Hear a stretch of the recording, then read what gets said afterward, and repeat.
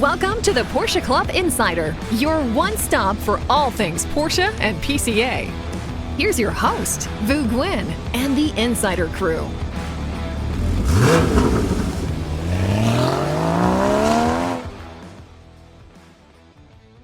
Merry Christmas and Happy Holidays, everyone. This episode drops right before Christmas. It's episode 146, and I can't believe it's the second to last episode for 2024.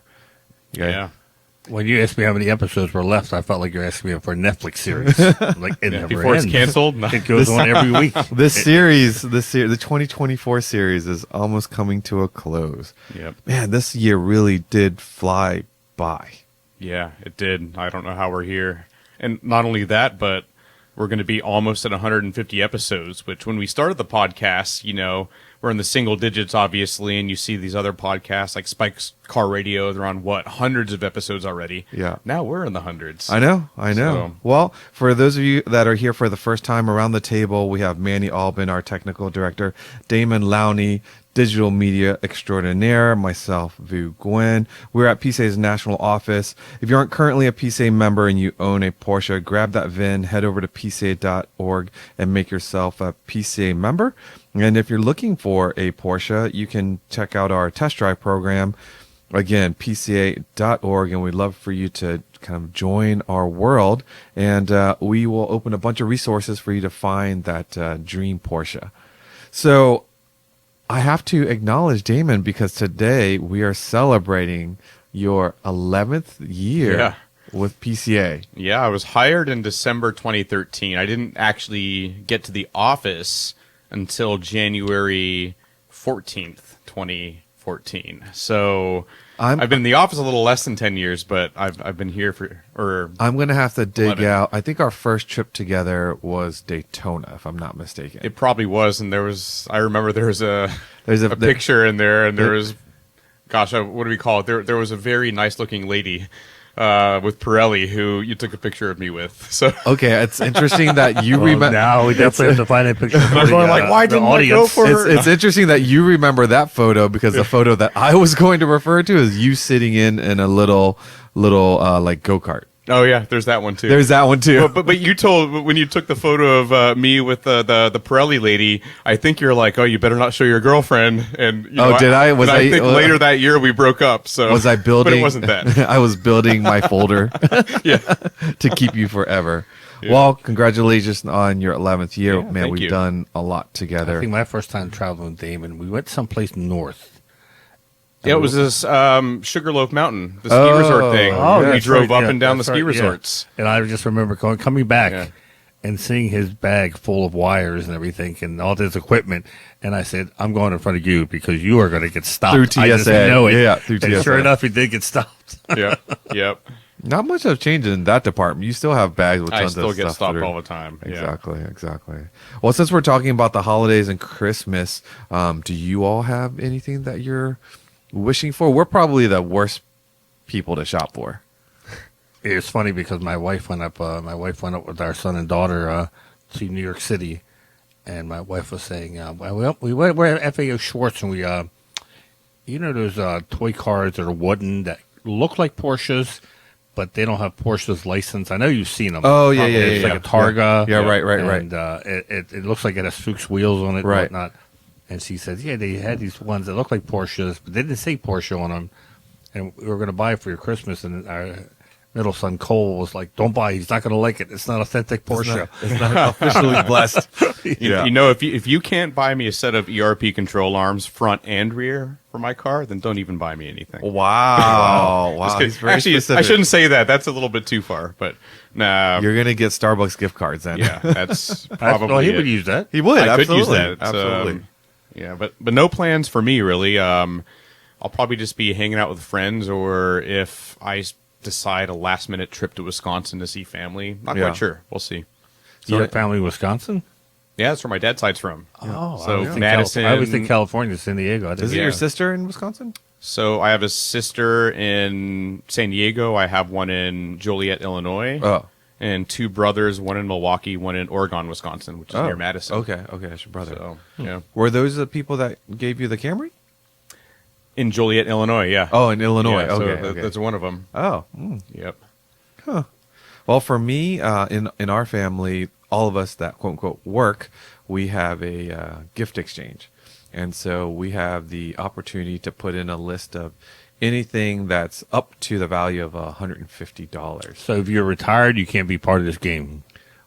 So it's all of the cousins, so we're not of the age where Okay, any of us all are right. retired yet. It's You a put question. that preface where Yeah. those of us who work, I was thinking the same thing. I'm like, oh, maybe it's the kids too. you're so. unemployed this season. Because we you're do out have of we it. do have some younger cousins that are still in school, and so I they see. don't All right, qualify to be in the. Oh, you have to qualify Better for to this yeah. in your family. It's better huh? to say no kids, but just say you have to. No, be employed. it's better that it's better that you're not in it because then you get presents from everybody. Yeah. But if you're in it, then it makes it life easier for us because now the 20-some cousins only have to get one present, but you get a really cool present. And Yeah. the present that you want, right? You make a list and Yep. so on and so forth. So my the gift that I want I haven't decided exactly what I'm going to do with the audio system in the 356, but I need audio. And I know you all say the audio is in the back of the engine and you just no. You always need a soundtrack. You have to have a soundtrack. Are you asking Santa Claus for 6 more volts? Well, that's the difficult part of it is if it was a 12-volt car, then the solution would be pretty simple. But with a 6-volt system, I'm still toying with what to do, and the front speaker is very shallow. Oddly enough, I did find a very, very cool place to add in a stealth subwoofer, and I know the 356 Furious have probably Gonna rattle the bolts out. Wow. but you would not even How see about it. don't even put a subwoofer in it. I can't The help car it. is small enough as it is. I know, and Here, do this. That would be really cool. yeah. Just get whatever you get. Make sure it has tubes in it. Yes. That There would be is. more cool than a subwoofer. I was just going to say, get like a cheap Bluetooth radio, strap it to the dash with some duct tape or something. You're not so far off. Okay. So my temporary one is I'm like trying to be restrained with how much I'm spending because I spent to buy the car, and I'm trying not to continue all this. So anyways, a fairly reasonable cost to add good sound to the car and not have it be permanent is a little JBL. I forget the model of it, but it's probably 3 inches round in diameter, maybe 3.5. It's very portable. It's a Bluetooth speaker, but then all of It's like these, a baby cannon. yeah, it looks like a baby can, exactly. And a lot of these folks on Etsy make custom, I guess they have 3D printers or whatever, so they have mounts for these things for people that use them in golf carts. So you can mount it in your golf cart, and you can kind of clip it in and clip it out. So that's what I've asked for. Is like I've got the mount that I can mount the speaker underneath the dash, and really once it's mounted underneath, looking in, you don't even see anything. But it'll have, believe it or not, it'll probably have better sound with that setup than the original setup because the original speakers were not built very well. The radio didn't have much power, so already it's going to sound better, but it's not as custom as I like, but I think it'll suffice for now. So I'm thinking along these lines, if you want AC, I'm kind of thinking you're going to do the whole get like a little swivel fan and bolt it to the dash too, right? And No, might as well just keep adding things. I'm trying not to add a lot to this car. In fact, I'm taking things out that's not super. Like I don't have the spare in it. I don't have the jack in it. Make I don't room have for the that- subwoofer. Portable Bluetooth Yeah, is the way to go. I know. Yeah, That's Because what you're I not, think. don't get the whole subwoofer thing out of your I know. head. I am. That was 1959. They didn't know what a subwoofer was. Exactly. But there is a perfect, you want to guess where the location is? There is literally a perfect location for you to build a fiberglass enclosure, and it has about maybe a half foot of airspace. Oh, it would be totally trick. Guess where? Any idea? Outside of the car, like on your garage shelf.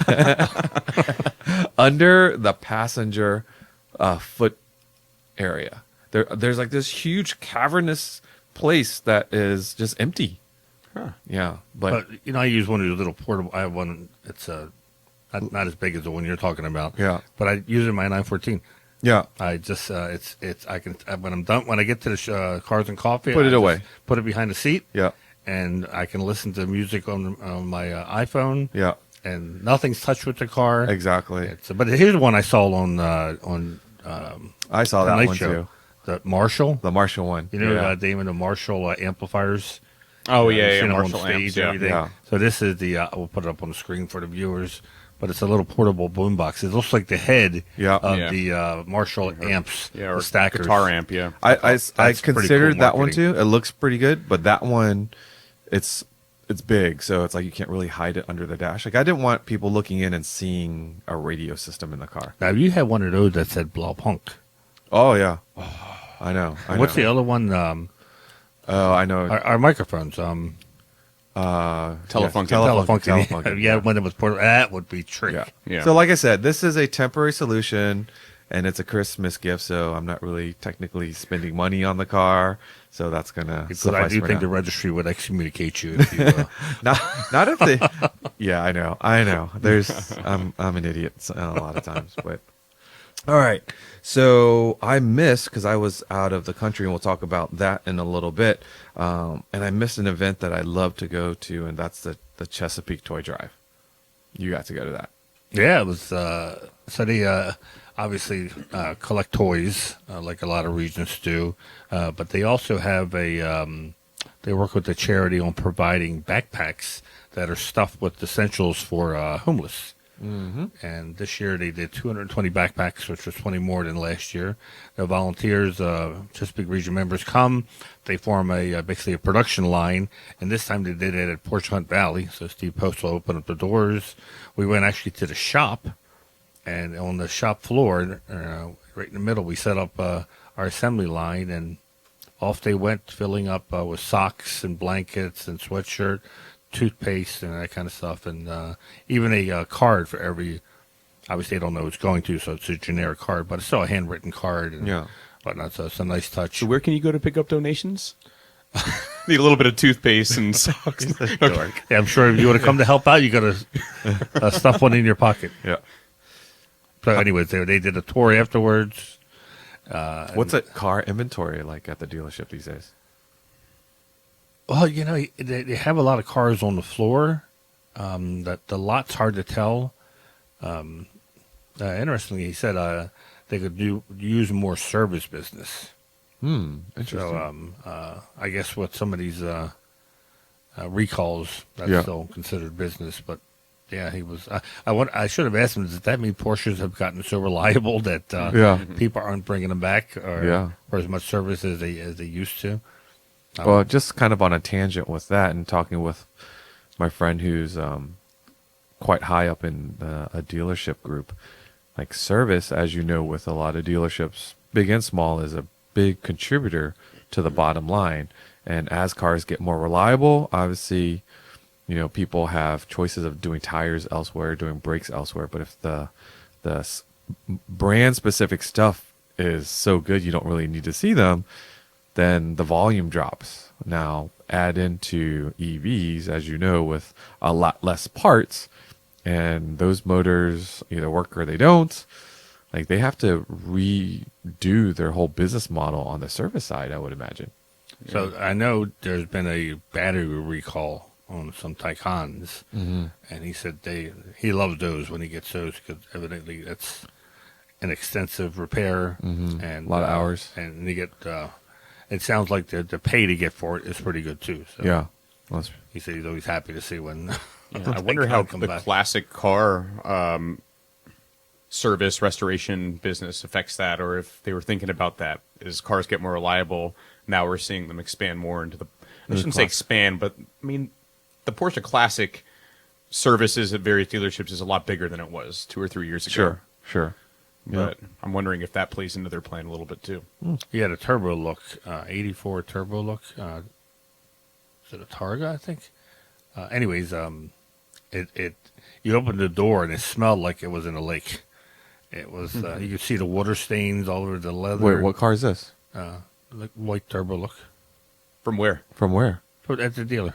Oh, there was. Yeah. Oh, okay. They said a customer had bought it and dropped it off. Okay, I missed that. I Did he lead into that? I missed. There that. was no lead Well, in. he was talking about classic. I wanted to, I see what you mean. Oh, I'm like, what turbo so look? there's a turbo look in there Yes. that it's getting water damage repair. Yes, you have to read my mind. Come on. Yes. Yeah.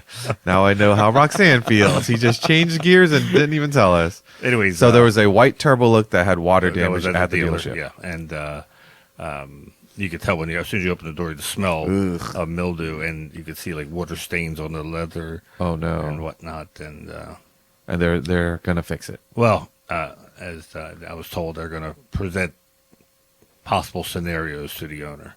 Oh, Obviously, they think the best thing to do is just take this thing completely apart, because it's not a car that has just been stored or something, but it's a car that's obviously had some water damage, and that means that probably looking at new wiring, new a lot.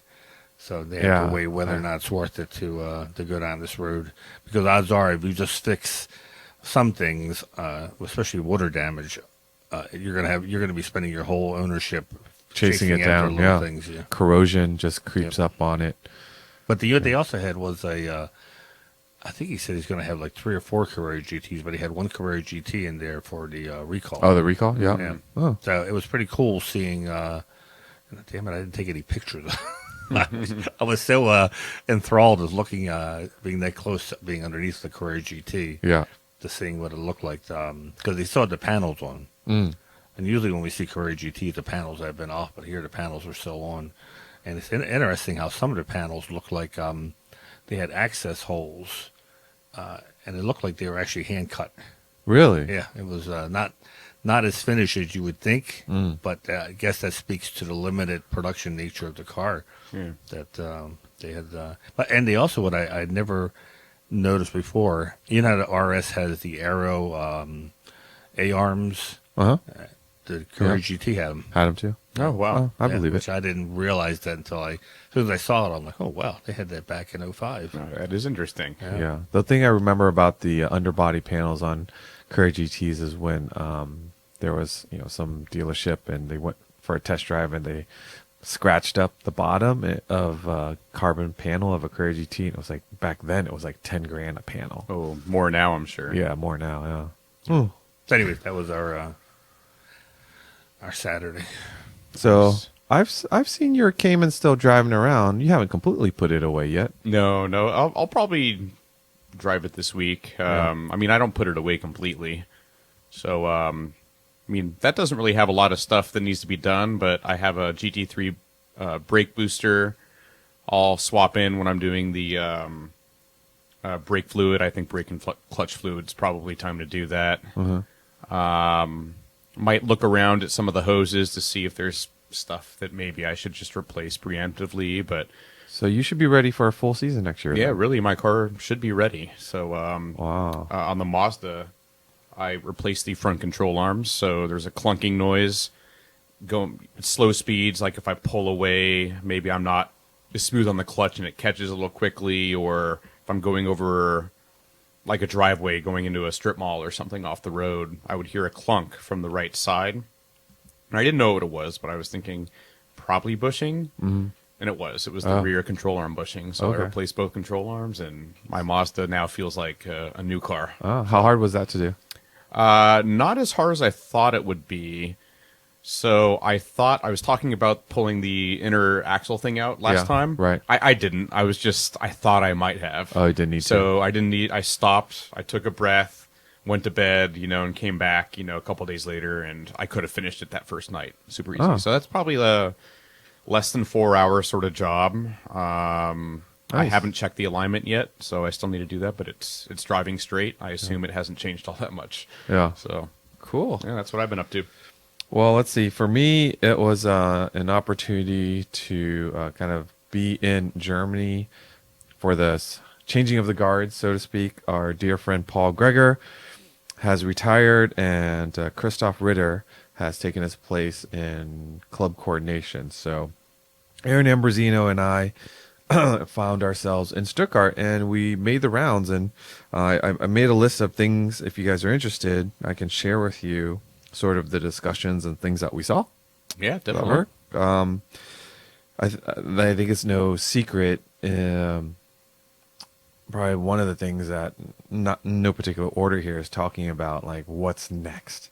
And there's confidential information that they couldn't share with us, but there was stuff in the news recently. I think you all saw about the Swedish battery maker, and they're going out of business, and with a battery maker that is your supplier and such.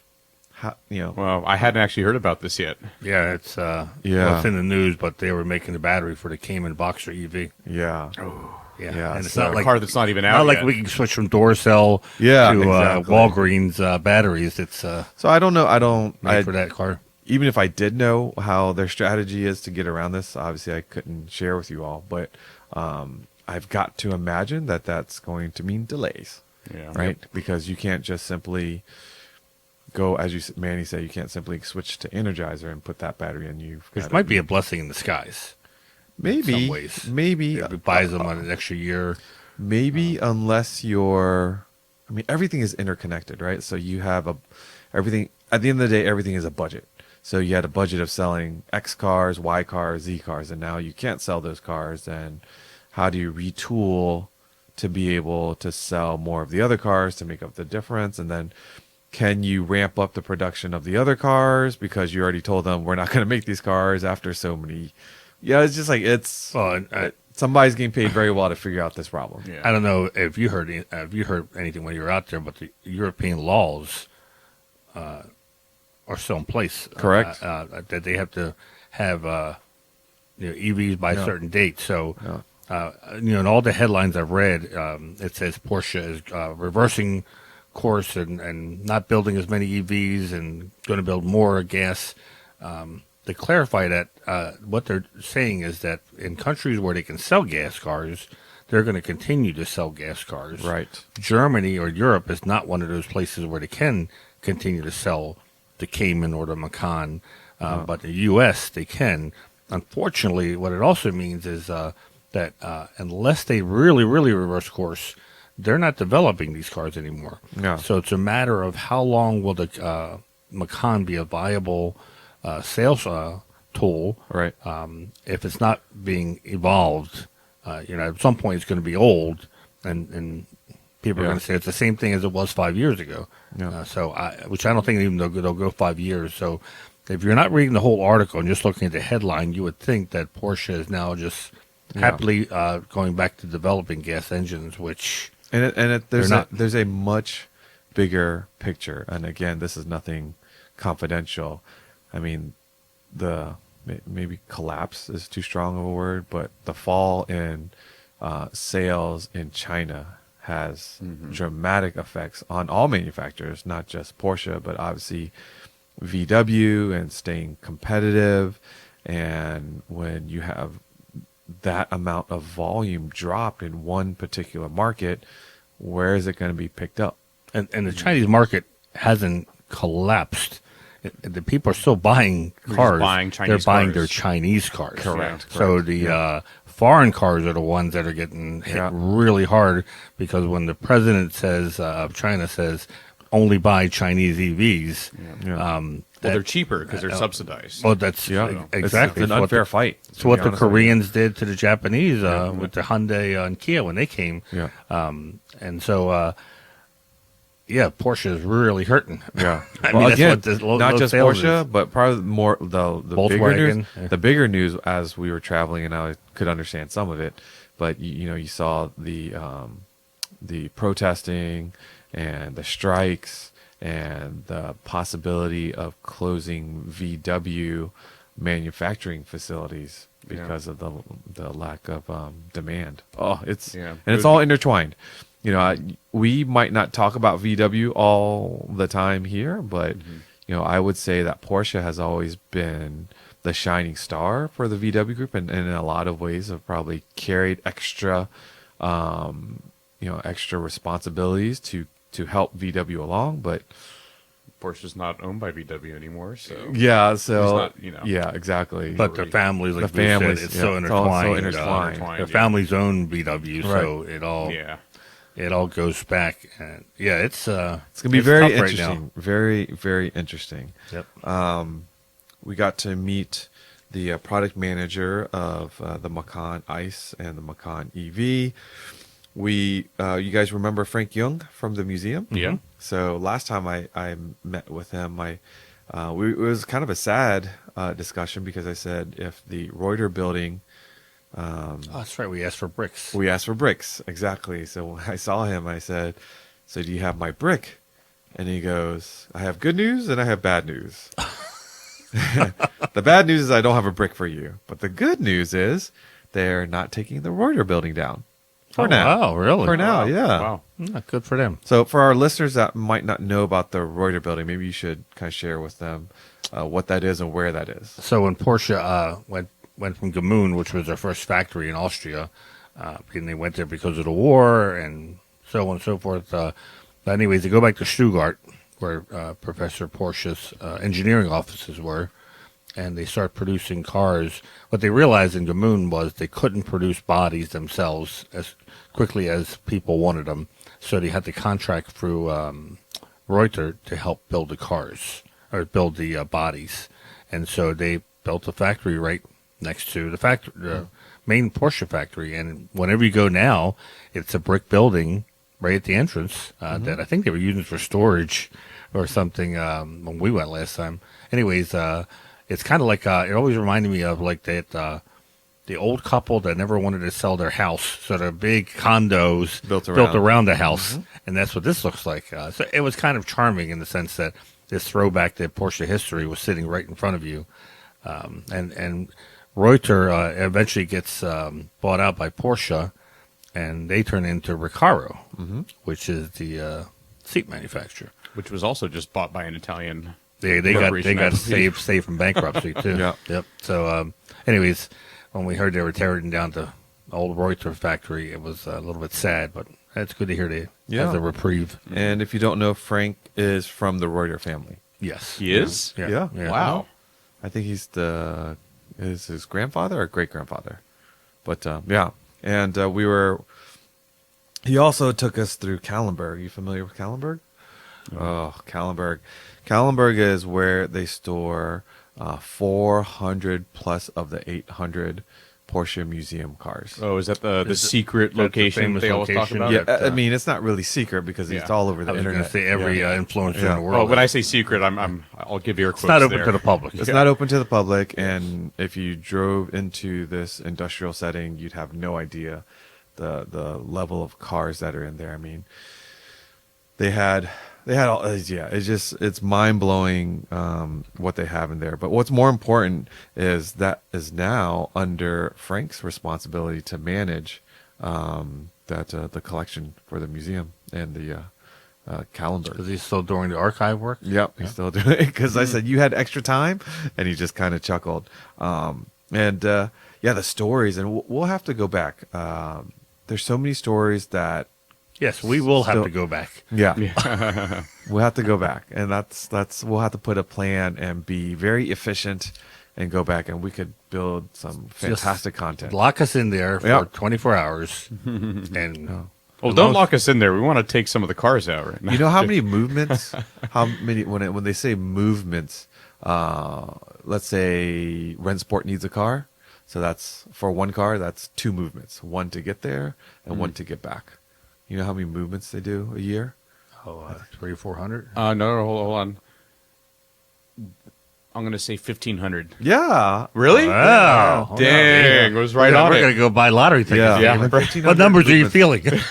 You know how many mechanics work in that place? Like, I guess A full lot, time? huh? No, like Really? one guy. I've And like never 3 been there, so it's hard to like to three fathom or what, four Yeah. people to help with the So logistics. they just That makes store cars. sense. It's not like Porsche Classic when they're actually restoring cars. Correct. They're just Yeah. well, yes and no. So the cars that are stored there can actually be worked on in the mechanics area of the museum. Yeah. That's why I got. But not like a full. Well, I guess they do. They I can guess do it needs a restoration. certain level. They take it to Porsche Classic. Yeah, exactly. Or yeah. But I would still love to see stuff that other people walked by and didn't haven't featured yet. Oh, To see what they geek out on someone's. I mean, if unusual I can stuff. just remember quickly, they have obviously they have all the famous race cars. They have Gamunds, They have these, so Type 356 and Type 901. Like, you know how we always refer to the types. Those are the project numbers. So there's these random project number cars that don't even look like Porsche. It looks like a Chinese hatchback. Well, there was the one they built, And then for the Chinese market. correct. Yeah. I think it's the 88. And I told him the reason why it wasn't successful is because you need one more 8. The Chinese needs 3 8s. And they had your own stuff. Yeah, I know. So it was like a Type 88, something like that. It looks like a Gremlin, Yeah. or like a Chevette. Yeah, it does. Yeah. Exactly. Well, what I'm hoping is that and I wonder if you saw one of these, but an old Mark I Seat Ibiza. Did you see one of these in there? Because they have a Porsche engine. Oh, probably. I would love to do have- something on an offshoot. It's very interesting what they have in there. They have this 928 that was a 2-door, but just experimental fun cars, stuff, yeah. just concept cars, cars from the family. They had the prototype 959 there that we had driven.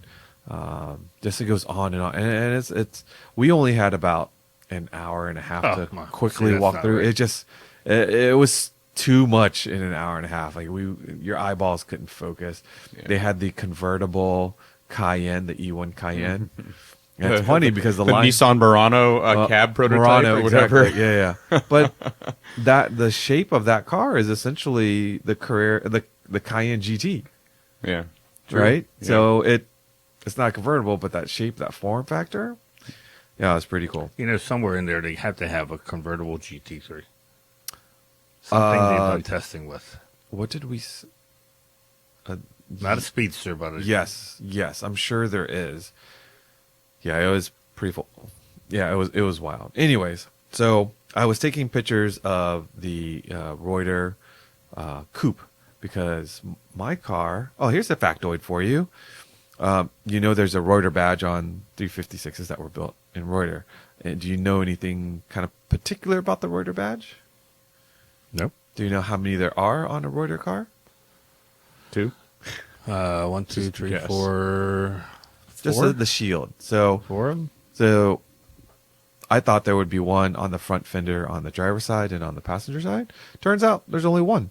Oh, the whole car. Well, of that badge on the outside. Ah. So that goes on the for the US market on the passenger side. I did not know that there was only one.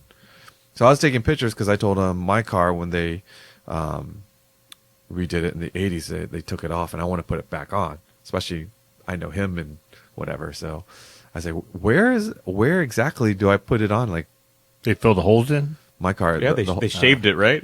My car, the holes are not there. And I looked this morning, and for this show, I was hoping to take a picture to see if I can find the 2 holes in the back. Yeah. It's Wow. it's not there. So I went to drill a hole, Yeah. but he said he'll get me the measurements for it. And he also said there are different companies that make the badge, so I need to make sure I get the right badge for the year of my car too. So that's Should pretty tell cool. them, look away for a second. Yeah. Yeah. We did get to do a surprise visit to. Actually, before I get into that, we did see some new parts of the line where the V8 Porsche engine, which is like also the same as the Urus engine.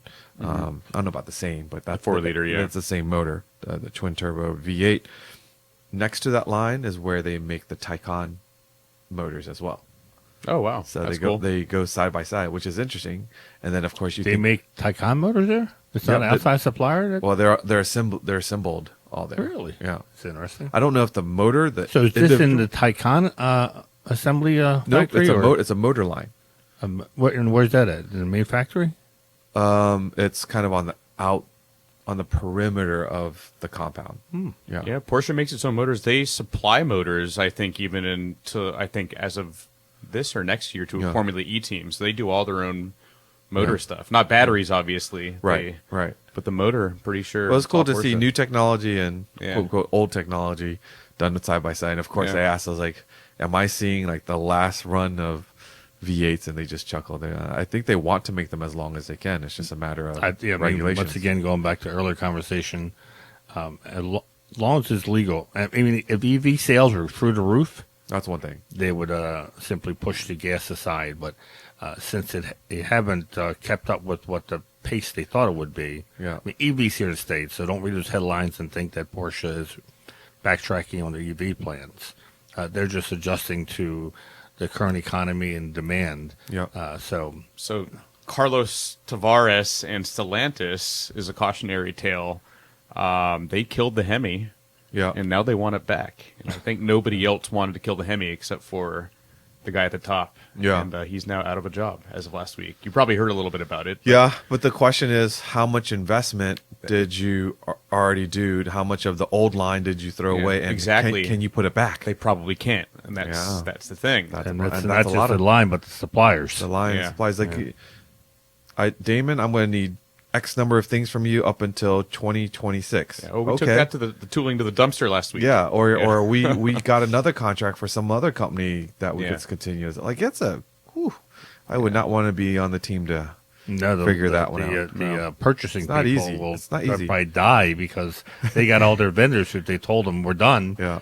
And now they got to get back in line because these vendors are trying to sell their services. Yeah. So I'm sure they've already got people lined up. Yeah. It was like remember when we had the pandemic, they said car sales would go down, but electronic sales would go up. Mm-hmm. So all these car people who had orders in for chips sold them to the electronics makers, not thinking that people would buy cars. But when people started buying cars, They didn't have were one. in a panic because they were selling Yep. their slots in the chip factory to the electronics people, not to the car people.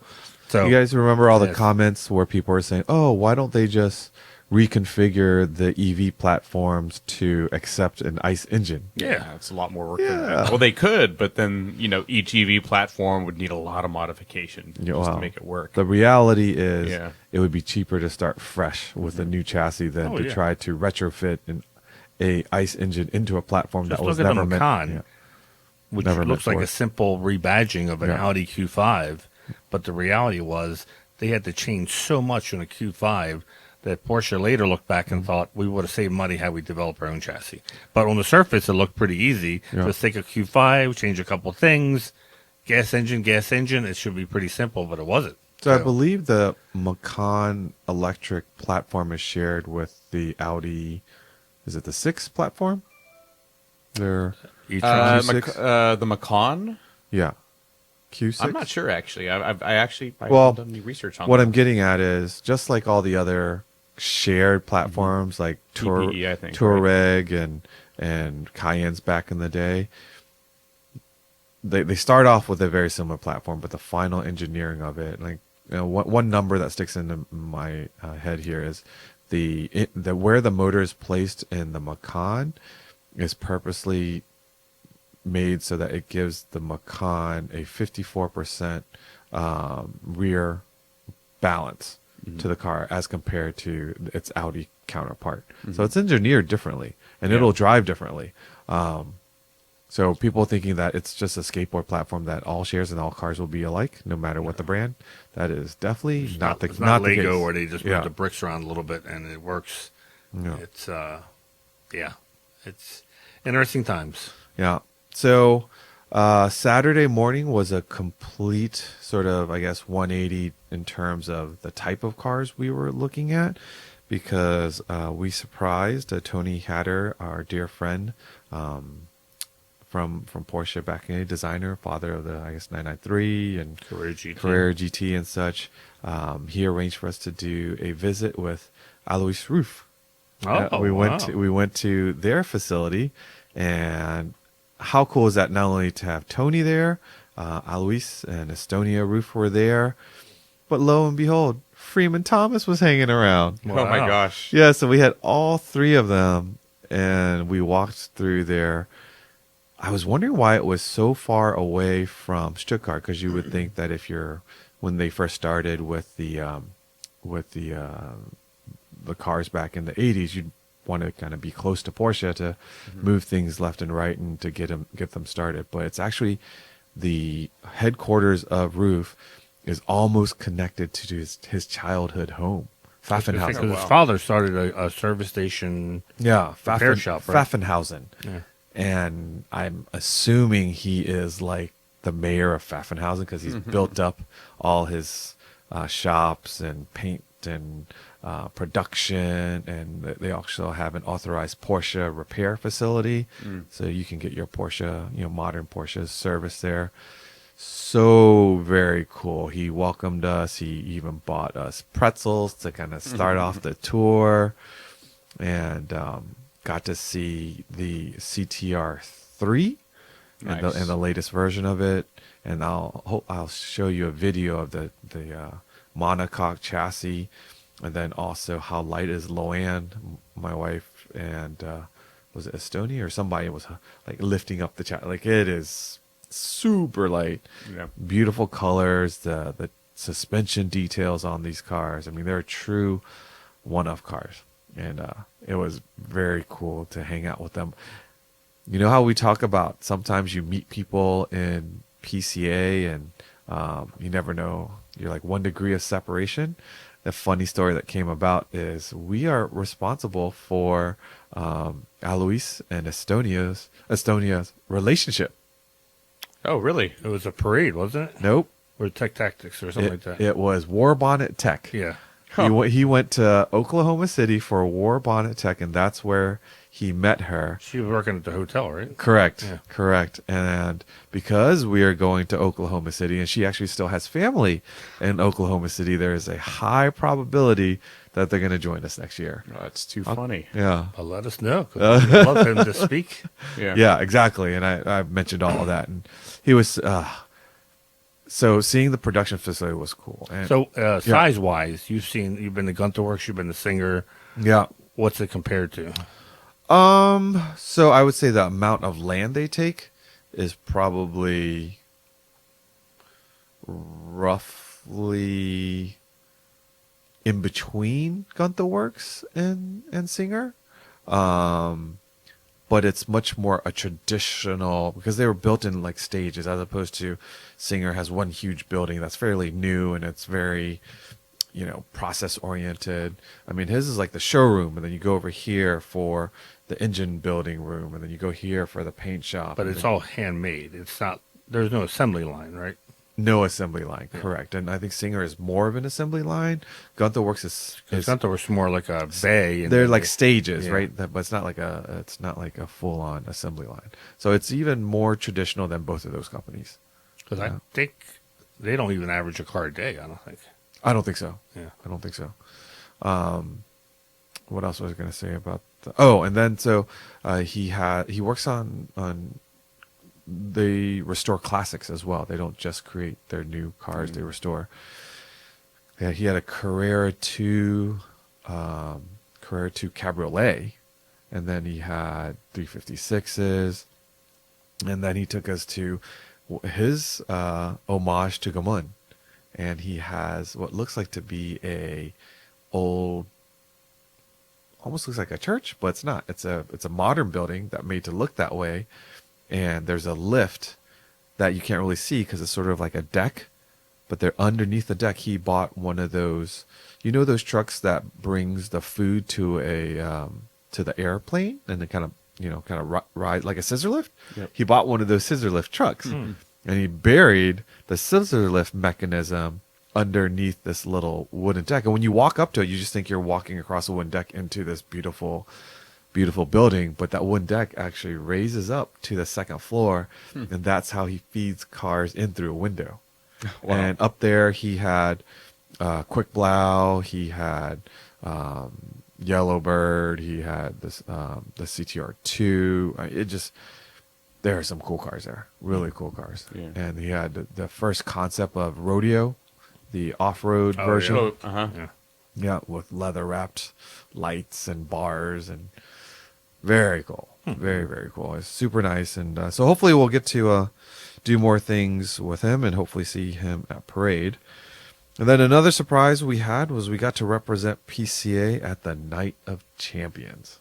And maybe you can describe what the Night of Champions is all about. I've never been to Night of Champions, but it is on my bucket list. That and Sound Night. Sound Night is where the museum, I I think they still do this. They would bring in a series of cars and the drivers and engineers with them, and they would turn the cars on and run them inside the museum and then tell stories. It's on YouTube, but it's all in German, so it's a lot of smiling and laughing people. Still, I want to go. But Night of Champions is held at Weissach at Motorsports. It's actually held in the casino, which is their name for a cafeteria. Mm-hmm. It's a huge cafeteria because it feeds thousands of people. Beautiful cafeteria. And once again, I've never been there. He was about to tell us what it's like. But it is where all the motorsport personalities and drivers who are invited from Porsche all come, and they give awards out, like the who wins the Porsche Cup, the Super Cup winners, the IMSA winners, so on Sprint and so Challenge. forth. Yeah, anything that was involved with Porsche. And, of course, they have the whole hierarchy of Porsche management, and it's a pretty big deal if you get invited to it. Yeah, it people says it rivals Taylor Swift tickets, and it's probably harder because you can't just buy these tickets. You have to be invited to go, and it's only about 400 or so people. The who's who of Porsche, as well as of Porsche Motorsports, was there, and they definitely went all out. You say casino/cafeteria, but it rivals any sports banquet that you've ever been to, and it was cool. Just to name drop, to give you an idea of the type of VIPs that were there. You had Dr. Oliver Blume, you had Dr. Wolfgang Porsche, you had Ferdy Porsche, you had Detlev von Platen, you had Roger Penske, you had Alan Springer, you had Norbert Singer, and and then just Jörg Bergmeister and Derek Bell, and it just goes on. And that's just the tip of the iceberg of the type of people that were there. And they were just all there celebrating the brand and the successful year of 2024. That's I saw after you left that it was scheduled for that week, and I thought, what if we got invited to that? Yeah. That would be pretty cool. Special thanks to Volker at PMNA for making that happen. We got to sit at the table, and shout out to PCA members Michael and Elizabeth Clark, as well as sat with Jeremy Sant from PMNA and talking about the 2025 GT4 Club Sport program. It was pretty darn cool, and very fortunate that we were able to attend. Also, we talked and we got to hang out with one of our dear friends, Alexander Fabig, as well as Uli from Porsche Classic. Had dinner with them at Motorworld. And for those of you that find yourself in Stuttgart looking for things to do, of course, you're going to go to the museum. Of course, you're going to go do the factory tour. I also highly recommend doing the Mercedes-Benz museum. But Motorworld is one that you probably should stop by, too. It's changed a bit over the years. Remember, Manny, that they used to have this huge area where you could have you could look through like all the different used cars. Yep. That's actually turned into a Lamborghini dealership. So not many used cars for sale, but that is also, it's a old airplane hangar that now has tons of boutique dealerships as well as car storage. If you ever seen Grand Prix Originals, that brand of clothing, they have a shop in there. They have the V8 Hotel, which is automotive themed hotel. They have a restaurant where you can get burgers and steaks. Very cool, about 15-20 minutes from the factory. So yeah, and then let's see. So now we're really into Sunday, the last day that I was hanging out there, and we wanted to visit a dear friend that didn't get to make it to Porsche Parade, and that was Hans Peter Porsche. Oh, okay. And we met him at TraumWerk, and TraumWerk is which really started as his collection of every collectible that he has, from trains to bears to Porsches, and it is a gorgeous facility. There's a new gentleman there, I think since 2023, Sven Bossow. I apologize, Sven, if I got that wrong, but we'll put the correct name here on the Bossow, I think it is. And Sven used to be president of the Porsche Tractor Club, but now he's the head at TraumWerks, and he's cool dude, super enthusiastic, and he's really just trying to push things along to make TraumWerk definitely a destination for all Porsche enthusiasts, and it really is the collection of cars. They trade cars with the Porsche Museum. They have, I think, most of the cars are from the Porsche family, and now for the first time they have an official or public partnership between the Porsche family and the Piech family, and this partnership is over a comic book collection that the Piech family has. What kind of comic books? I knew you were going to ask that. We'll have it in time for the video here, but I'll get that for you. It's a German comic. It's not something that we know. So for those who are interested in TraumWerk, I would suggest following them on Instagram. I think their Instagram is TraumWerk, TraumWerk. I think It is. it's they have a pretty good social media. It's really cool that they have is a working HO train. I'm not going to call it garden because that's a disservice. Yeah. It was done professionally, and Yeah. it's about 20 feet tall at least. The mountains, and it's all computer controlled. It's kind of like a what's that, Miniature World? Yeah. In 17 minutes, it takes you through 24 hours. Yeah. And- It's not as big as the place in Hamburg, I think, Miniature World, but it is it's worth It's going incredible. there. Yeah, it's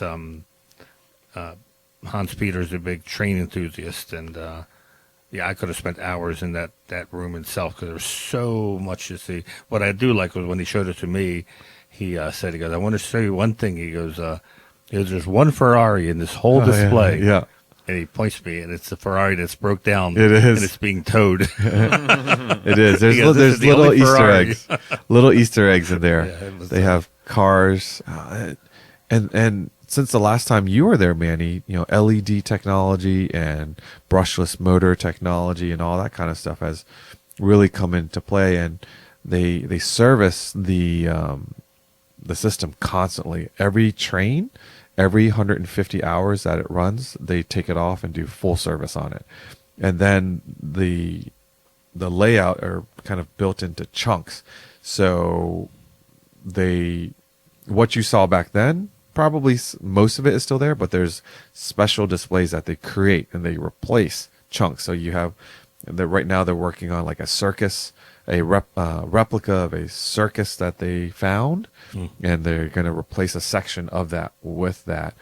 As new cars come in, they create little miniature cars, and these cars drive along like a road, and there must be magnets or something that pull them along because you don't see tracks, you don't see anything, but they turn. They flash their blinkers as it turns into the driveway. Garage doors open. It's if incredible. I get the name right, I think it's called Miniature World. They actually recreated Monaco F1 race.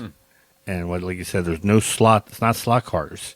And the F1 race is phenomenal. I think it took them like 7 years to program and create this. So this technology you speak about just makes you want to spend hours in there because there's so many details to see. Yeah.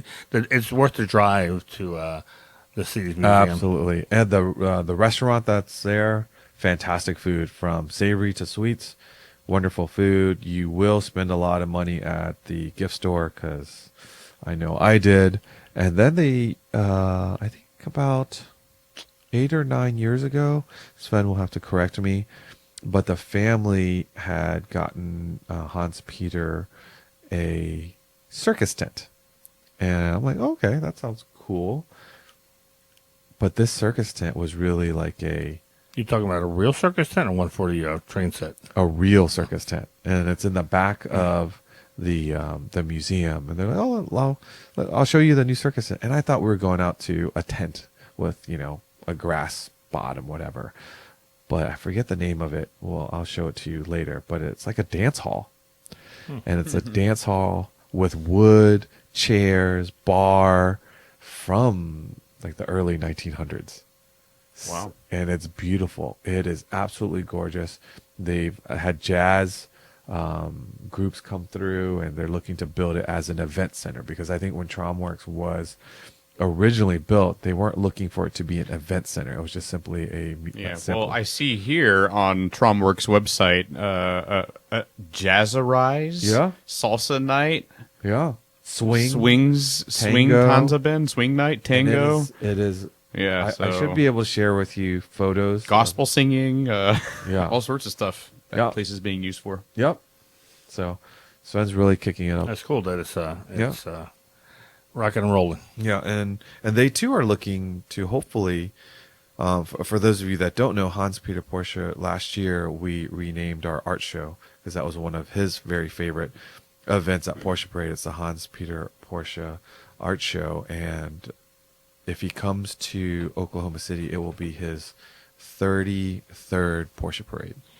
And next year is also a significant birthday for him because next year he turns 85. Wow. Nice. Yeah, so we're hoping he comes over and, more importantly, that he's healthy enough so that he can come over. But, man, if he comes over, that would be really cool. All right, so let's, before we head into the news, just make sure you sign up for PCA's newsletters, Performance News, eBrake News, and Mark Fresh, all free. PCA.org is where you can get them. Porsche News, let's talk about Taycan batteries and a fire? There's a recall. Okay. And if you with the recall, so as I told a member, Porsche doesn't let us know when. Unfortunately, they don't let us know recalls, and they don't let us know class action lawsuits. So I had a member call up and ask me if I knew if there was a class action lawsuit on the center locks. And I explained to him, we find out basically the same way you do is through the news. Porsche doesn't advertise when they get sued. I'd love to get information about the recalls, but this recall is for batteries. It's trying to find exactly the from 2020 when it came out to 2024. Once it's a It was a vehicle fire at a Florida home in 2020, and that seems to be what kicked this out, kicked this off at some point. And there is a class action lawsuit being filed against it. I think Gibbs Law Group. So obviously, I don't know what I would like to know is what percentage of these class action lawsuits does Porsche settle with? Is it automatic or is it? It'd be interesting if we could ever find out how many actually get settled. And obviously, some of them have a decent settlement. Some of them, but the one that stuck in my head was the dashboard with the glare. Oh, people got sunglasses? They got sunglasses, like $100, $150 certificate for sunglasses. Yeah. So anyways, you would have been contacted if your car's affected. If your car is affected. If not, we'll put the link to the article here. Now, the other one, and this, not that it surprises me, but I was reading sort of the, I think it was Consumer Reports on reliable cars and how high Porsche scored. But this next item talks about restitution and clogged drains. Yes. So we did a show a couple years ago about clogged drains. A lot of people new to the Porsche world don't realize this, even though most every car built has drains that I know of. And these drains are not just sunroofs, not just convertibles. They got to evacuate the water somehow, and sometimes they go straight. Like we found out what the 991.2. The fronts don't have drains; they just go right to the. It's like an open floor; it just goes right to the ground. The 944, 924 series, I found this out when I was an owner, has a drain by the battery compartment. In the batteries in the front where the engine is, well, there's a little drain plug that has a flap, and that flap will get debris in it, and it blocks the water from getting out. When it starts to overflow, it flows into the interior of the car, and then you have a wet floor, and you can't figure out where this is coming. With this recall, or class action lawsuit rather, it was the sunroof, and it would affect Macans from 2015 to 2023 Cayennes, 2015 to 2023 Macans, and 2014 to 2023 Panameras. So there's some stipulations. You had to have bought it from a Porsche dealer. And so it sounds like if you bought it from an independent dealer or somebody private, You're on your may own. not have coverage as the second owner or third owner. If you're the original owner and you had work done, you paid for it, it sounds like you still get some money back. Will these folks that are affected be reached out to, or is it something that you have to No, choose? you have to go to the have to choose. website. In the Okay. article we put on PCA.org, I have a link to the, it's actually called, Sunroofdrainsettlement.com. it's pretty, Okay, pretty straightforward. but of course we've had people say this is legit, and Yeah. yes, that is legit. It gives an FAQ. Right now it's in the proposal phase, so a judge has to approve this. But by maybe March, I think is the final. So March, April, maybe, and then from there it'll take some time to get the money to you, but at least you have maybe some kind of relief. Well, what I think that's more important with this particular news is just to remind everybody, as Manny said, most and all cars have drains. And if you haven't cleaned your drains, or at least looked at them to see how they're flowing, it's worth doing it. Because a lot of cars, not only Porsches, have a lot of electronics at the bottom of their floorboards. And if there's half an inch of moisture, even if it doesn't actually invade the component, but that moisture is just around the electronics and it starts to rust, you will eventually have issues, computer issues too. So You don't need a sunroof, or your car doesn't have to have a sunroof No, either. So no. just be sure to. and I am one, there's a video on my Cayenne, I think it is, on PCA.org that we show you how to, one, find the drains, how to evacuate the water, and maybe trim the ends of the drains so that they won't clog up as easily as before. And don't think that you park your car inside the garage that your drains will never clog up, because just driving around and the dirt and debris, all of that.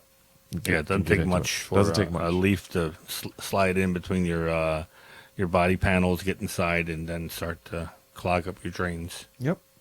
All right, let's get into PCA events. Works Reunion, Amelia Island at the Amelia River Club. The event itself is March 7th, 2025. Registration, I believe, is open by the time you listen to this. We have Treffin Land, Treffin Homestead, which is April 30th to May 4th in Hot Springs, Virginia. It's a Omni Homestead Resort. Registration will open February 5th. We mentioned earlier Porsche Parade, Oklahoma City. That is July 6th through 12th. And then Treffin at Sea, the 70th anniversary cruise. That will be Saturday, August 30th through September 6th. And you can register for that now as well. I mentioned to the staff here, they were asking about our open house for 2025. And we're going to coordinate our open house September 13th, because September 13th is PCA's birthday. Yep. PCA's birthday, and it happens to fall on a Saturday. And hopefully your local region will be celebrating something fun on September 13th as well. I've even asked Sven at TraumWerk that maybe we can do something special and celebrate our anniversary and maybe have some sort of like live feed or something. That'd be kind of fun to do. You want to talk about PCA videos? Yeah, I'll talk about one. I've been pretty just head down editing it until last night. But Goldenrod. So we just came out with this video, and it is a 1988 911 that has an independent multi-link rear suspension and a double wishbone front suspension, all engineered, fabricated, machined, and built, except for those front uprights were designed but not machined by Jay O'Connell for his friend and client Josh. And if you're paying attention to that, yes, the 993 did get multi-link rear suspension, but no earlier 911 did, and no air-cooled 911 street legal had double wishbone front suspension. That's something that the 992 GT3 gets, but not even the normal Carreras get that. They still have the McPherson Struts suspension. So it's just a long way of saying that this is a really, really, really impressive car using probably half OEM parts, half custom. And it's just really, really impressive. He actually fitted a 991.2 GT3 Cup uprights and steering knuckle, or I wouldn't say steering knuckles, uprights and the inner uprights, I guess I would call them, onto this car. So you look under there and you see Porsche parts. It's an impressive build. Yeah. It's an impressive build to adapt modern suspension. Yeah, to and it's a the whole G-body package car. too. It's not Yeah. just suspension, but that's what we focus on most. Yeah. Yeah. It's like that engine, twin plug, 3.4 liter, hot rod. Was barely even thinking about the engine driving Yeah. that. So Yeah. yeah, really cool video. Cool. Check that out. Yep.